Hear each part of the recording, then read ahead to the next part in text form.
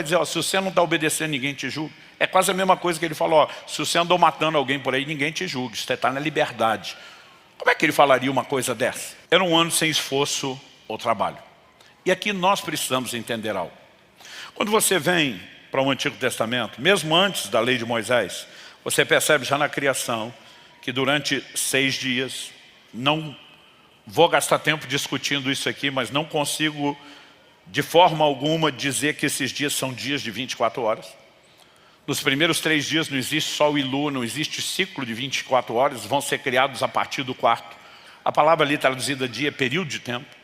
Mas depois dos 6 dias da criação, o 7º Deus descansou. E a Bíblia diz que esse 7º dia também não terminou, que nós vamos entrar no descanso de Deus, que ele dura até hoje. Portanto, se pelo menos 4 dos 7 dias não são de 24 horas, eu não vejo necessidade nenhuma de brigar por uma tentativa de dizer que são de 24 horas. Mas a verdade é que Deus pega um de 7 e ele diz, isso aqui está santificado para o descanso. Depois, na lei de Moisés, isso é incorporado no decálogo, nos 10 mandamentos, e se torna um dos principais mandamentos. 6 dias você trabalha, ao 7º você descansa. Deus nunca limitou o sábado só aos dias semanais. 6 anos se cultiva a terra, no 7º ano se descansa. Agora a pergunta é, no Novo Testamento, na Nova Aliança, no tempo que nós vivemos hoje, debaixo da obra de Cristo, o sábado ainda é uma ordenança a ser guardada? Isso tem gerado muita discussão no meio teológico. Alguns se levantam e dizem, não, o fim da lei é Cristo. Tem outros grupos que querem preservar o sábado, que criaram algumas definições para tentar justificar a sua passada. Não, o fim da lei é Cristo, é lei cerimonial. Mas lei moral permanece. Eles decidiram que lei moral são os 10 mandamentos, e se o sábado está nos 10 mandamentos, ele deveria vir. Mas o Novo Testamento não sustenta isso. Em Colossenses, no capítulo 2, nos versos 16 e 17, Paulo diz assim, portanto, que ninguém julgue vocês por causa de comida e bebida, ou dia de festa, ou lua nova, ou sábados. Porque tudo isso tem sido sombra das coisas que haviam de vir. Ele menciona claramente comida, bebida, festa, aí ele fala de sábados, e diz, ninguém julgue vocês por isso. Se esse é o mandamento que passou para o Novo Testamento, Paulo vai dizer, ó, se você não está obedecendo, ninguém te julga. É quase a mesma coisa que ele falou, ó, se você andou matando alguém por aí, ninguém te julga, você está na liberdade. Como é que ele falaria uma coisa dessa?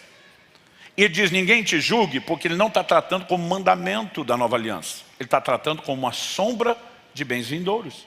Aliás, Hebreus 10:1 diz a mesma coisa. A lei não tem imagem exata das coisas, e sim a sombra de bens vindouros. Pastor, o que é a sombra? Vamos lá. Se eu estendo a mão aqui sobre essa mesa, eu vejo projetada a sombra por causa da luz que vem de cima na mesa. Quando eu olho para a sombra que está ali na mesa, ela tem a mesma quantidade de dedos que tem na minha mão, ela tem a mesma disposição, o dedão está para o mesmo lado na mão e na sombra, o dedo mindinho está no mesmo lado na mão e na sombra. Mas apesar de muito similar, a pergunta é a imagem exata? Não. Porque a sombra é uma superfície lisa, 2D. A mão é 3D, tem o redondinho dos dedos. Na sombra não tem a cor da pele, não tem a textura da pele, mas é parecido e muito. E quando eu olho para a minha mão e para a sombra, eu conecto uma coisa com a outra na hora. Por quê? Por 2 motivos.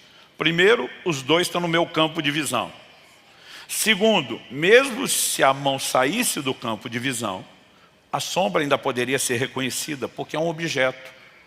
É uma figura conhecida, está na minha mente. Então eu olho só a sombra sem ver a mão, eu já associei aquilo que eu conheço. Agora pergunta, se em vez da mão, fora do campo de visão, fosse um objeto desconhecido projetando a sombra, você conseguiria entender o que é a sombra? Não.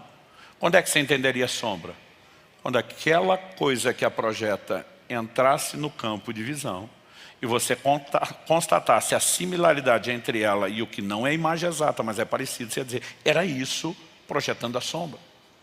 A Bíblia diz que na lei, no Antigo Testamento, nós não temos a imagem exata das coisas. Deus diz, o que eu estou mostrando aqui não é o que as coisas são. O que tem aqui é só uma sombra.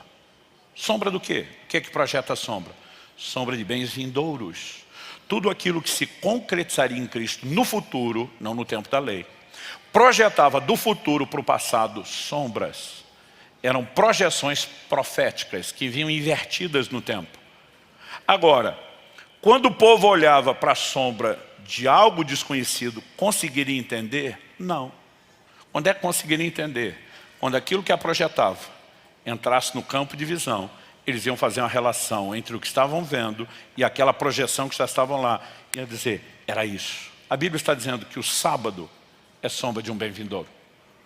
O que a Bíblia está falando? O sábado figura, entre outras coisas, uma manifestação da graça de Deus. E nós precisamos entender a perspectiva disso no Novo Testamento. Se fosse um mandamento literal para o Novo Testamento, pensa comigo, além de Paulo chamar de sombra, em Romanos 14:5, o apóstolo Paulo diz assim, alguns pensam que certos dias são mais importantes que os demais, mas outros pensam que todos os dias são iguais. Como é que Paulo vai lidar com a diferença? Ele diz, cada um tem a opinião bem definida na sua própria mente. Ele diz, decide aí. Agora, peraí, Paulo.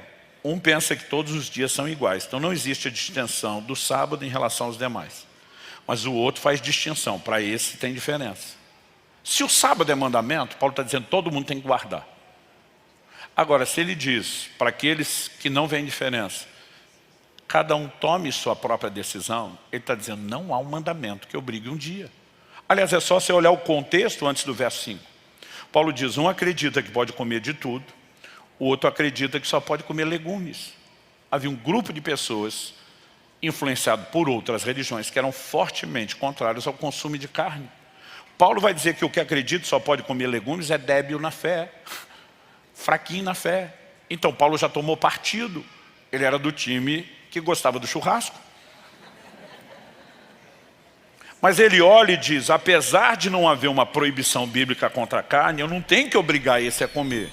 Vocês aí convivem com as diferenças. O de cá não julga aquele, esse não julga aquele. Mesmo que na minha opinião esse aqui é mais fraquinho na fé. Paulo está dizendo, os que têm diferença de dia, conviva sem julgar um ao outro. Se fosse um mandamento, ele nunca daria essa liberdade. Em Gálatas, no capítulo 4, nos versos 10 e 11, o apóstolo Paulo diz assim, vocês guardam dias, meses, tempos e anos. Ele diz, receio que o meu trabalho por vocês tenha sido em vão. Se você olhar o contexto dos versículos anteriores, aliás, do contexto da Epístola aos Gálatas, judeus se infiltraram na Galácia, na Turquia, tentando judaizar, os gentios se converteram. Paulo vai brigar com todas as práticas judaizantes que eles estavam fazendo. E aí o apóstolo Paulo simplesmente diz, vocês estão retrocedendo na fé, se estão preocupados em guardar dias. Alguém que acredita que o sábado é um mandamento inegociável, iria chamar isso de retrocesso? Gente, não há nada no Novo Testamento que justifique a guarda do sábado como mandamento. Isso é assunto para a gente conversar outro dia, mas aí nós temos alguns cristãos que dizem, não, é que o sábado mudou para o domingo. Eu digo, como é que é?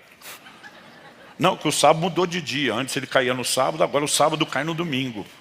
Porque há um texto no Novo Testamento que se refere ao domingo como o dia do Senhor. O dia do Senhor é uma referência ao dia que ele ressuscitou. Não é um dia para ser guardado. Porque se o sábado mudou de dia e caiu no domingo, continua tendo um dia especial que tem que ser observado de forma diferente. Para mim, tentar transformar o sábado no domingo é uma incoerência maior do que guardar o próprio sábado. A verdade é que o Novo Testamento não estabelece essa distinção de dia. Então, o que era o sábado? Que durante tanto tempo Deus falou, sombra de um bem vindouro.